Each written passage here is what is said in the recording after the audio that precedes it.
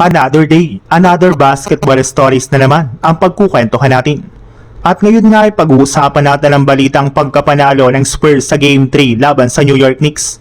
At ang balitang pinakaunang trade na gagawin ng Los Angeles Lakers. Sa pagpasok pa lang nga po ng Game 3 ng NBA Finals ay malinaw na nga po na sobrang liamado dito ang New York Knicks laban sa Spurs. Dahil bukod nga po sa hawak nila dito ang home court advantage ay meron rin naman nga po silang napakalaking momentum na kanilang nakuha matapos nga po nilang maipanalo ang kanilang Game 1 at Game 2. At kagaya nga po ng inaasahan, naging eksplosibo nga po talaga ang umpisa ng Knicks sa simula ng kanilang Game 3 kung saan ginamit nga po nila ang kanilang crowd para makuha agad ang momentum ng laban. Ngunit naging kalmado rin naman nga po ang kanilang kalaban dito na San Antonio Spurs.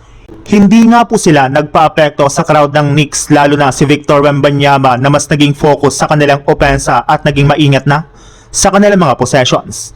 Dahil nga po dyan ay nagawa nga po nilang masabayan at malamangan pa ang Knicks sa kanilang Game 3. Sinunod lang naman nga po nila ang kanilang game plan at pinanatili nga po ang composure ng kanilang mga players. At this time ba nga po ay mas maganda na ang kanilang performance lalo na ang kanilang depensa, kung saan pinagtuunan nga po nila ng pansin ang kanilang perimeter defense para mapigilan ang mainit na shooting ng mga players ng Knicks, which is naging epektibo rin naman dahil simula nga po niyan ay na-outplayed na nga po nila ito sa kanilang laban hanggang sa nakuha pa nila ang panalo sa kanilang Game 3. Sa ibang balita naman, kagaya nga po ng napag-usapan natin, kabilang nga po sa mga hindi na pababalikin ng Lakers sa kanilang lineup ay sina Maxi Kleber at Nick Smith Jr. na magiging unrestricted free agent na ngayong offseason. Bukod nga po sa kanila, wala rin naman nga pong balak ang Lakers na bigyan ng bagong kontrata si DeAndre Ayton. At kahit man nga po kunin ito ang kanyang player option ay plano pa rin nga po nila itong i-trade sa mga susunod na buwan kagaya ng balak nilang gawin sa iba nilang mga players na sina Dalton Knecht, Jake LaRavia at Jared Vanderbilt na gagawan nga po nila ng paraan para maalis lang sila sa lineup ng Lakers.